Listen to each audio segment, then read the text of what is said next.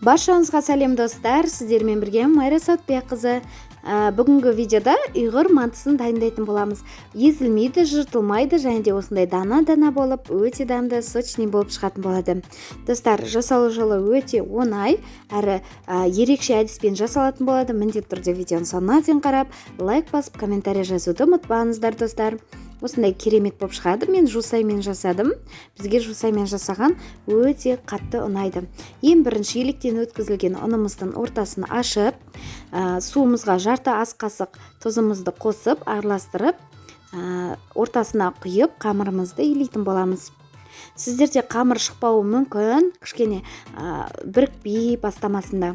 Осылай қолымыздың икемімен біріктіретін боламыз. Ешқандай да су қоспаңыздар, осындай қатты қамыр болып шығуы қажет. Мөлшерін барлығы мен описанияға жазып қоятын болам достар. Неке осындай қатты болған кезде осылай қайта елей беретін боламыз. Бұл ұйғыр мантысының ерекшелігі осы қамырында болып табылады. Сол себепті қамырын өте керемет қылып илейтін боламыз. Мінекей қарап тұрсаңыздар, мен қайта осылай қолымыздың көмегімен күш сала отырып, осылай иін қандыратын боламыз. Қайта осылай баса берсеңіздер, қолдарыңыз үйреніп кетеді. Және де пешевой пленкаға орап, жарты сағатқа қойып қоятын боламыз. Жарты сағаттан кейін пешевой пленкамызды ашып, қайтадан осылай қайыратын боламыз. Мінекей иі қанып қалды, кішкене болса да, мінекей осындай керемет болып шығады. Кішкене жұмсақ бола бастаған кезде дәл осылай қолымыздың формасымен формаларын келтіріп, жан-жаққа басып, қайттан пешевой пленкаға орап қойып қоятын боламыз. Енді ортасынан салатын салмасын дайындайтын боламыз. Менде осындай жусай қолдандым. Бізге жусай өте қатты ұнайды. Жусайды турап, ішіне өз қалауларыңызша істесеңіздер болады. Ет және де пиязбен жасауға болады. Немесе осылай жусай және де картошка маймен жасасаңыздар өте дәмді болып шығады достар.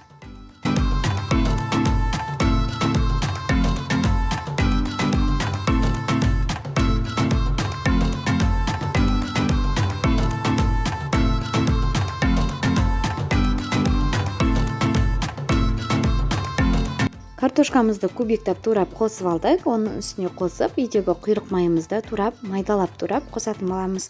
Бұл да өте дәмді, сочный болып шығатын болады. Және де татымына қарай тұзымызды, қарабұрышымызды барлығын салып, жақсылап араластыратын боламыз. Және де сұйық май құюды ұмытпаңыздар достар. Неке осындай қарабұрыш қолдандым.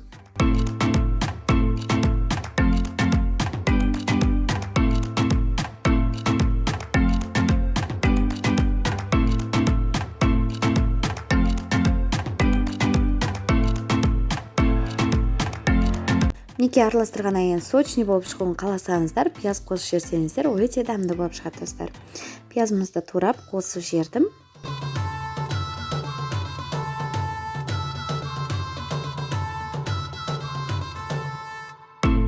Біз салмасын дайындап болғанша, біздің қамырымыздың да иі қанып қалды. Осылай қолымыздың көмегімен қайттан басып, осылай жұқалау ете бастаймыз қолымыздың көмегімен. Және де бөліктерге бөліп, дөңгелек форма жасайтын боламыз. Орташа етіп дөңгелек формаларды кесіп аламыз, барлығын бөлек жайып жасайтын боламыз.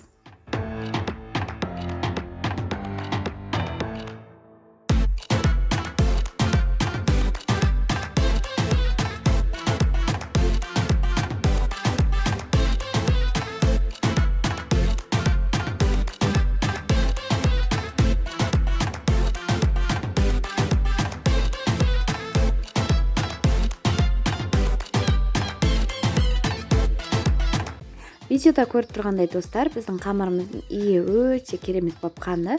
Мінекей қараңыздар, енді бөліктерге осылай бөліп алғаннан кейін тек қана шетін баса отырып жаятын боламыз. Осындай доп-домалақ болған кезде ішіне біздің салмамызды салып, видеода көріп тұрғандай ұйғырша түйетін боламыз. Ең бірінші осы бастамасын бастап, екі жағын кезекпен кезек осылай алып отырып түйетін боламыз. Мінекей мен видеода жай көрсеттім. Сіздер үйреніп алу үшін қараңыздар. Қолымыздың көмегімен екінші жағын осылай қайыра отырып бір-біріне бітейтін болсаңыздар, өте керемет болып шығады.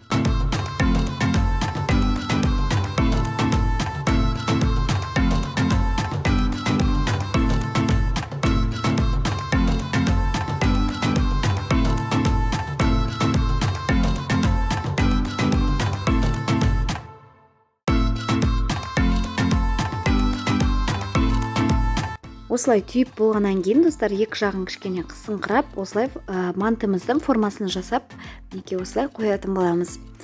Және де тағы да бір рет көрсете кетейін достар, біздің қамырымызды, тестамызды алғаннан кейін осылай дөңгелек етіп, тек қана шетін жая отырып, форма келтіретін боламыз. Мінекей екі жаққа кезек қайырып отырып жайсаңыздар, екі жаны жұп-жұқа етіп жайылатын болады.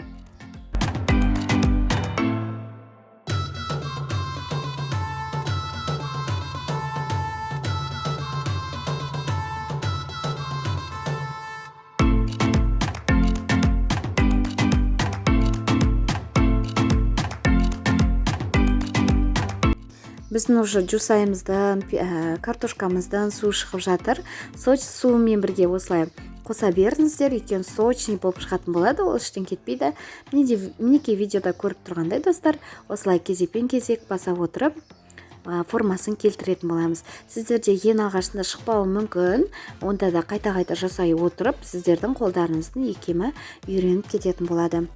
Мінекей достар, енді біздің мантоваркамыздың астын майлап, осылай барлығын қойып алғаннан кейін бетіне де осылай май жағып шығатын боламыз. Піспей тұрып, яғни енді біз суымызды қайнатып қойғаннан кейін қазір суымыздың үстіне қоятын боламыз. Мінекей біздің сочный, мощный болып шыққан мантыларымыз дайын болды. Өте керемет борсиып, сондай керемет болып шыққан, ішінде сочный, мощный болып шыққан достар. Міндетті түрде жасап көруге кеңес беремін.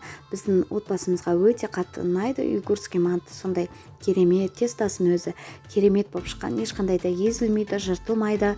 Осындай суын, сочныйын жақсы сақтап, керемет болып піседі.